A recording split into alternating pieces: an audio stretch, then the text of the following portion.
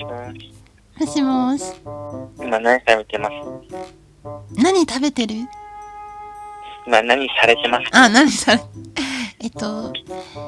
ゴロゴロされてます。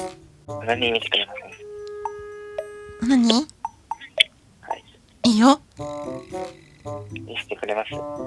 見せんのはきついな。はい。うん。声とかなら全然いいよ。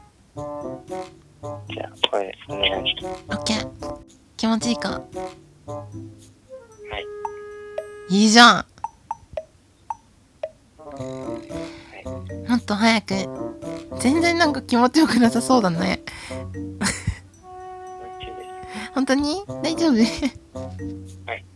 なんかね、とてもなんか、うわ、ダリーって感じ伝わってくる、チンコから。そんなんじゃないです。本当に分かった。もうちょっと可愛い声出すね。何くんって呼んだらいいかな。何でもいいです。じゃあ、クズとかでいい？はい。クズでいいの？じゃあ、クズさん、クズもっと、シコシコして。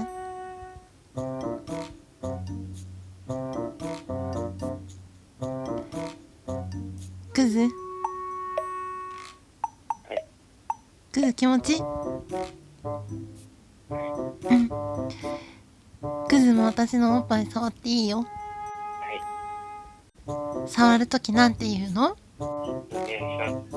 お願いしますっていうのかわいいな。じゃあなんだろう。ちょっと触ってるかどうかわからんからさ、なんか、言葉で伝えな。もみもみみたいな。嫌です。嫌なの？じゃないと私さ、あげたいけどあげません。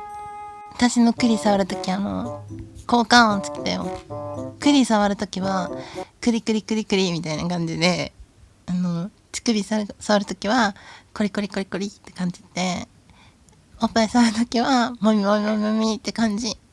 嫌ですよ。なんでよ。恥ずかしいです。お前、チンコカメラにつけてさ、そんなことよく言えるたな。そっちの方がよっぽど恥ずかしいわ。ちょ、待って、これでね。じゃあ私の栗触って。クリ。